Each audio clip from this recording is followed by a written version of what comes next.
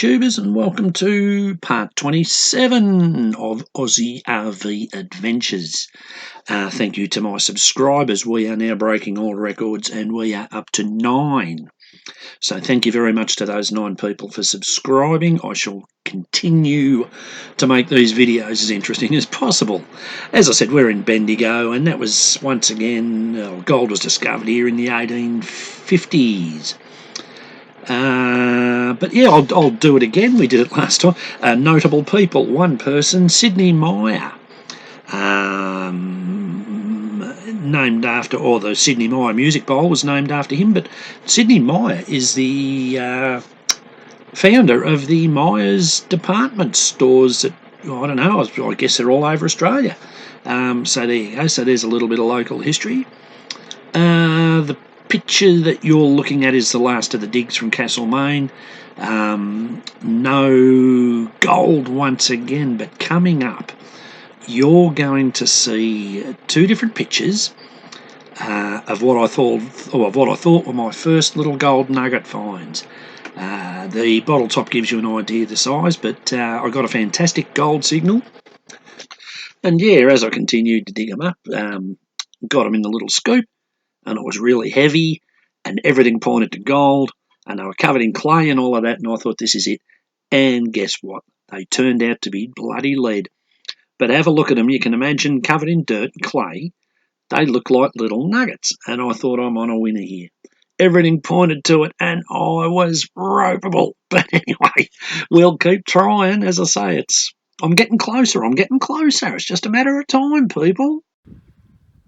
Tubers, this is the Whipstick area around a bit north of Bendigo. It's supposed to be famous for its gold diggings. There's bit of evidence around. But yeah, looks like some people have been here before. Have a look at this thing. Is that Aboriginal art, or I don't know? But yeah, like everywhere else, heaps of people have been scratching around. Wonder what's in the middle of that dam. Should get some scuba and try it and see what happens. But yeah, like everywhere else, there's little bits of history everywhere. Old boiler for something, I suppose, to power something. Looks like a boiler, big one. And a couple of, well, someone's been using them as fire pits. But I'm tipping they were for some, well, they could have been bloody for fires, but yeah, someone's filled them up with rubbish and had fires in them, obviously. But yeah, some diggings or something must have been going on around here to bloody, to warrant all this. But yeah. Well, tubers, this is the central Deborah gold mine in, well, sort of basically nearly right in the middle of Bendigo there, and they offer a tour of the mines, various different tours to different depths. We'll be going down to about 61 metres from memory, and a quick look around. So sorry about some of the lighting in this. Obviously you're down a mine shaft and it's not highly lit up or anything like that, but you get the idea of what's going on. But yeah, let's get into this. Yeah, fantastic place, well worth a look once again. This place also doubles as the or what they known as the Bendigo talking tram, and this is just an older tram. Pardon me. From the earlier days, with not very many creature comforts for the poor driver, though. Have a look at that. Because there were surface outcrops of quartz. However, it soon became apparent to the early workers that the outcrops of quartz reefs occurred along definite lines, and the fault lines coincided with the centers of the This is a model of a quartz stamping plant. We shall have a look at the full size thing a little bit later on. Guys, if you think back to when we were in Beaconsfield in Tasmania, I think it was about part 15 or something, and that was the gold mine there, obviously. A lot of this stuff is very similar procedures, that kind of thing. Coming up here, we're just about to put on a little bit of PPE, or personal protective equipment, and we shall be heading down the mine. Tubers, I'm sorry this isn't a bit clearer, this picture, What it represents is some of the mines, or the mine networks under Bendigo. Now, from the left to the right of the picture, that represents 4 kilometres, and God knows how deep. So that gives you an idea, and that's only part of it. I think all the works extend for about 15 kilometres or something. So can you imagine how many tunnels and all of that are running around under the bottom of Bendigo?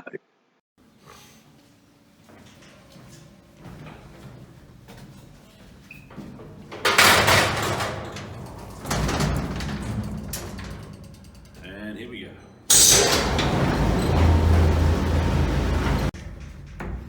61 metres, people. So step out.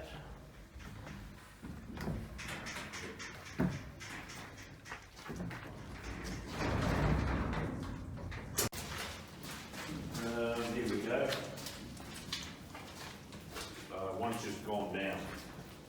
See the cable going? Yeah. So something's just gone down. There should be a bell in a second. Calico rag, soaked in shellac. We're head injuries. Tubers, at this point the guide turned off all the lights and our headlamps on the helmets and all of that, and it's obviously pitch black. You cannot make out one single thing. The early miners used to use had one candle for light, and they had 2 of them because they each burnt for 4 hours, so there's your 8-hour shift. They had to pay for them themselves. The company supplied nothing. Cam set to make this as safe as possible.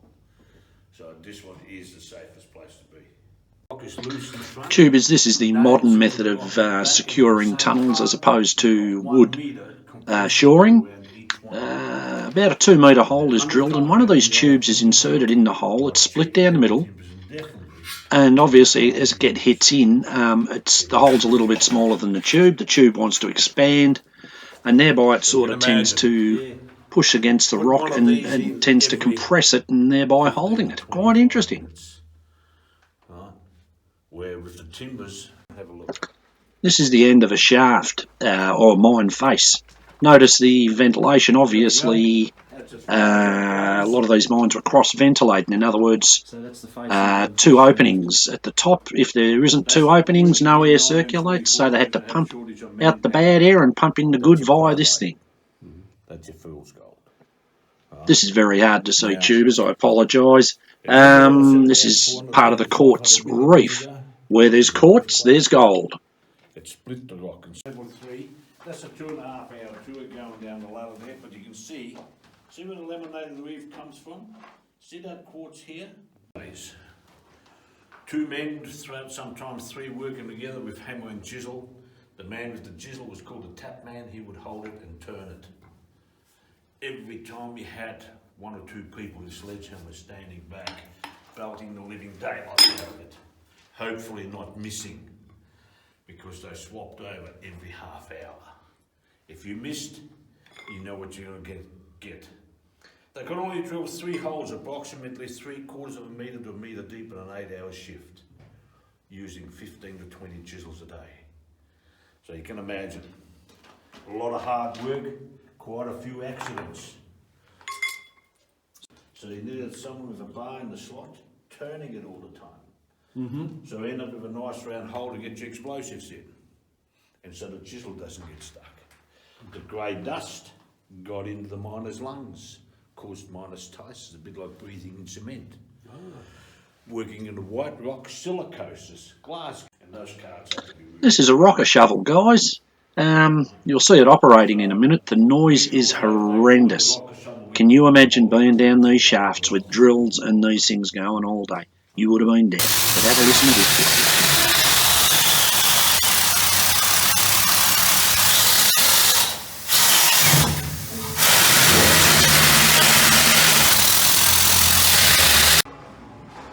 This is a stamping plant, guys, for breaking up the quartz from down in the mines. And it is manufactured by Thompson's. Now, that name should ring a bell, because the other day when we were in Castlemaine, we spoke about the Thompson's foundry. And as I mentioned, they produced everything from rail components, including the locomotives, compressors, pumps, mining equipment of all sorts. You'll see a few other bits and pieces around here. A lot of the other stuff around here too, guys, it was also manufactured by Thompson's. They must have been a massive concern in the day. But as I say, it was a big factory down there in Castlemaine, and you can see a lot of that equipment here. The Quartz comes along this little trestleway from the mine head, as you can see down the end, comes along and gets dropped down into the stamping plant.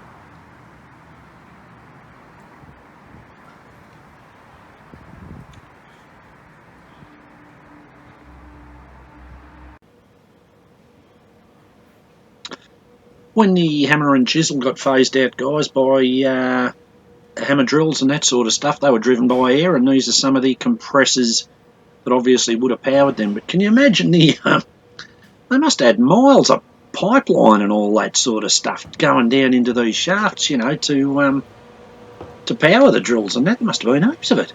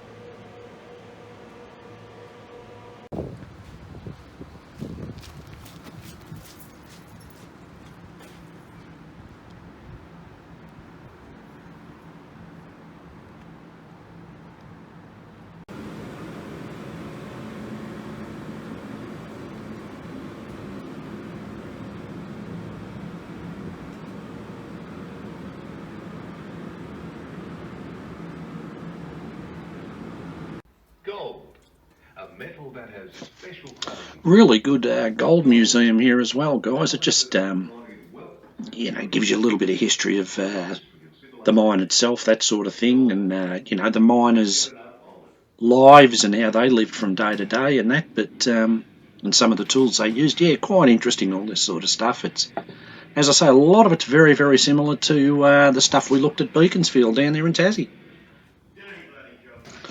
Talking of miners' lives, the tour guide explained to us that in the earlier days they used to have what was known as the rag police. Now, when a man came up from the shaft at the end of the day, they had to have a shower. And while they were having a shower, the rag police used to go through their clothing, the seams of the clothing, the pockets, absolutely everything, to look for gold. They were employed as labour. They were not employed to look for gold. They were employed to dig quartz. The quartz was refined above ground, so they were just there purely to dig holes, not to steal gold. Some of the more enterprising ones used to swallow the gold on Thursday and Fridays, and as nature took its course, it was probably passed on Saturday or Sundays when they weren't working, and they got to pan for the gold at home, as it were. Quite interesting. If you were caught, 2 years imprisonment and a lifetime ban from working at any gold mines in Bendigo. So there you go.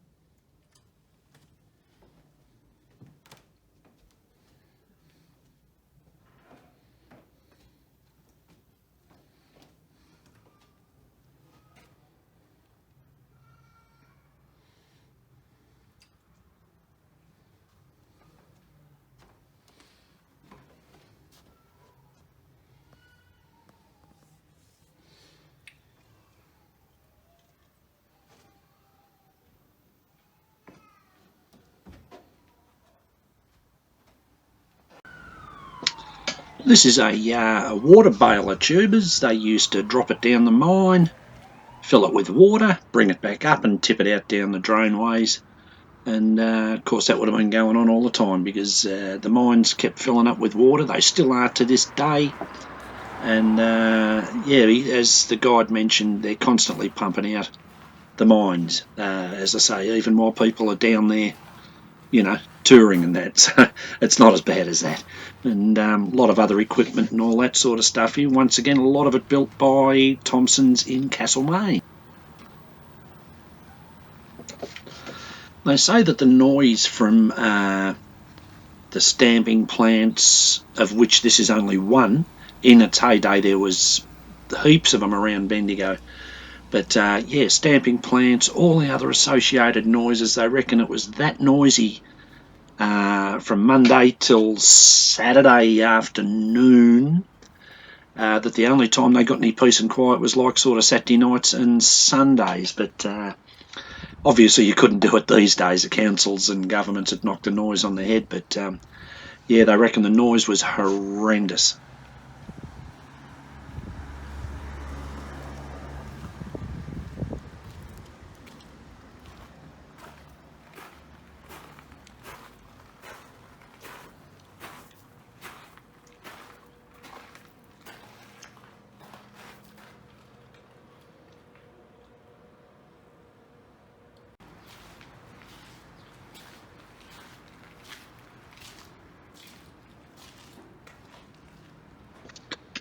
Nice blacksmith's shop, this one, guys. As you know, I'm really interested in this sort of stuff. And I had a little bit of a blacksmith setup, but I sold that along with all my other tools and equipment to help finance these adventures. But I still miss it. But yeah, I would have loved to have tinkered around in a place like this. But yeah, you know, that's another story. Making many of his invention designs for items which improve conditions for the miners. Routine work involves sharpening the drills for miners, hand tools, making hooks and spikes. This graph is a very good indicator of just how much gold came out of Bendigo compared to surrounding areas. But having said that, guys, I'm going to call it quits on part 27. I'll do the tram trip in part 28, along with other stuff, of course, but because this is starting to get a bit long now. So, yeah, thank you to my subscribers once again. I do appreciate it. And I hope you enjoy the videos. As I've mentioned in the past, feel free to leave any feedback, as long as it's constructive. I don't care what you say. Yeah, but that's all good. But yeah, I hope you enjoyed this little bit, and we shall talk to you in part 28. By the way, still no gold, but we're still looking. Bring it on.